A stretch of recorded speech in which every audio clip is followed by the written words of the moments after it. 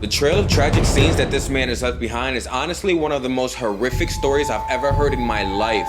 But I won't hold you up, so let's get into today's Mystery Madness. So starting in May of 1918, a couple named Joseph and Catherine Maggio were sleeping in their beds when someone would sneak into their home by chiseling out the lower panel on the back door. This guy then made his way over to where the couple was, took a straight razor and decided to cut both of their throats. He actually cut Catherine's throat so badly that she was left almost completely decapitated when they found her body. But after he cut their throats, he grabbed an axe that was laying nearby and started bashing them in the head over and over again. Now people think that he might have tried and done this to try and cover up their actual cause of death, but when he finished, he changed out of his blood-soaked clothes to avoid being detected, and then he disappeared after leaving the bloody straight razor on a nearby neighbor's lawn. Joseph and Catherine were found about 2 hours later by Joseph's two brothers, Jake and Andrew, who lived in the apartment next to them after they heard weird groaning noises coming from Joseph's apartment. But by the time they got there, Catherine was already dead, and Joseph was still alive, but unfortunately, he died just minutes after being found. And when police came through, they found the bloody clothes and the razor that this person left behind, but unfortunately, the person was already long gone by that point.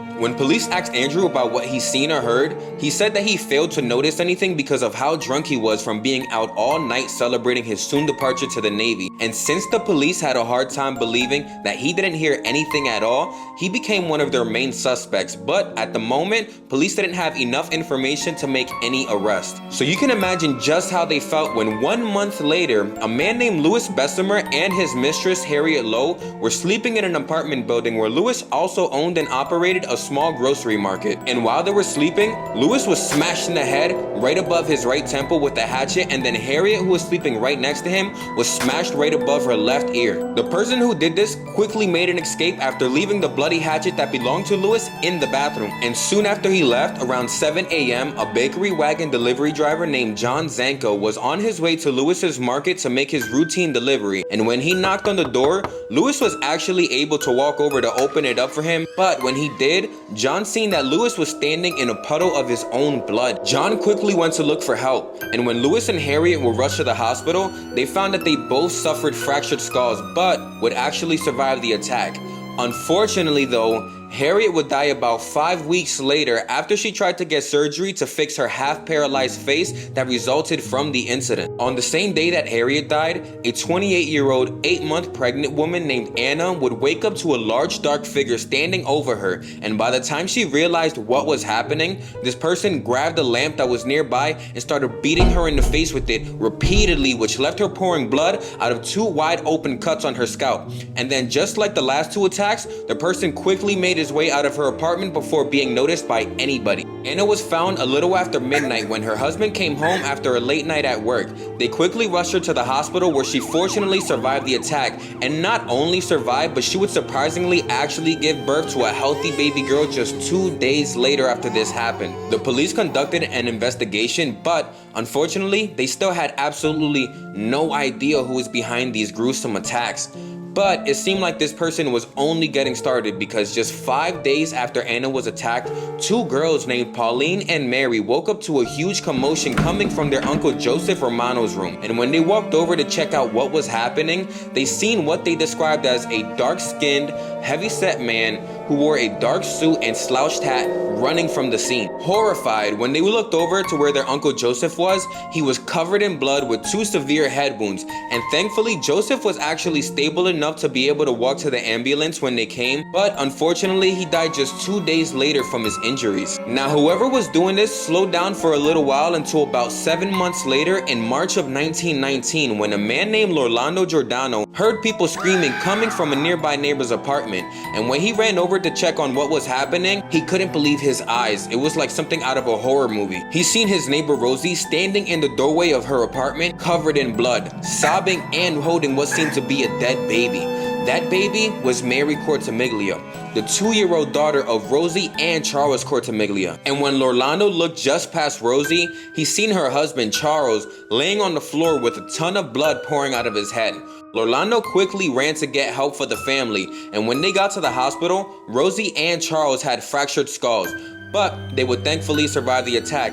but unfortunately their daughter Mary was pronounced dead at the scene. Now when police came to investigate this case, they noticed the same circumstances as all of the other attacks. The bloody axe that belonged to Charles was left on the nearby back porch, and the lower panel on the back door was chiseled out of place, only confirming that they likely had a serial killer on the loose. But even with all the information that they had, they still didn't have anyone that they could legitimately point a finger at. And at this point, the press in town were in complete panic knowing that any one of them could be next. But just 3 days after that, something came to light that would scare the living daylights out of the entire town even more. A New Orleans newspaper called the Times-Picayune received a letter from somebody who claimed to be none other than the Axeman of New Orleans. The letter quotes, "Hell, March 13th, 1919. They have never called me, and they never will. They have never seen me, for I am invisible. I am not a human being, but a spirit and a demon from the hottest hell. When I see fit, I shall come and claim other victims. I alone know who they shall be. I shall leave no clue except my bloody axe be smeared with blood and brains of he who I have sent below to keep me company. I am in close relationship with the Angel of Death at exactly 12:15 earthly time. On next Tuesday night, I am going to pass over New Orleans. I am very fond of jazz music, and I swear by all the devils in the nether regions that every person shall be spared in whose home a jazz band is in full swing at the time I have just mentioned. One thing is certain, and that is that some of your people who do not jazz it out on that specific Tuesday night, if there be any, will get the axe." Now, after the press released the details of the letter to the public, it would take another 5 months of silence before the Axeman would go out again looking for more blood. And in August of 1919, a man named Steve Boca woke up to a large dark figure standing over him before having his head cracked open. Steve passed out, and then the Axeman up and disappeared. And when Steve would regain consciousness, he ran over to his neighbor's apartment where he would lose consciousness again and collapse. Steve's neighbor was able to call for help right away. And when he was taken to the hospital, the x-rays determined that he also suffered a fractured skull, but thankfully he survived. He just wouldn't be able to recall anything that happened from that incident. The Axeman waited about 1 month before trying to take his next victim in September of 1919, when a young 19-year-old girl who lived alone by the name of Sarah Lauman wasn't answering her door, which seemed odd to her neighbors. It seemed so odd, in fact, that one of her neighbors ended up breaking into Sarah's home to find her lying unconscious in her bed with missing teeth and big lacerations on her head. They quickly rushed Sarah to the hospital where she fortunately survived, but like Steve, she wouldn't be able to recall anything that happened. And about 2 months later after that, in October of 1919, the Axeman wasn't just finished yet. When around 1 a.m., a woman named Esther heard a lot of noise coming from the room that her husband was sleeping in. So, curious as to what it was, she got up and walked over to where he was and seen a large man gripping an axe running from the scene. And when she looked over at where her husband was, it was one of the most gruesome attacks that the Axeman has ever committed. According to reports from Esther and the police, the attack on her husband Mike Pepitone was so violent that blood splatter covered almost the entire room.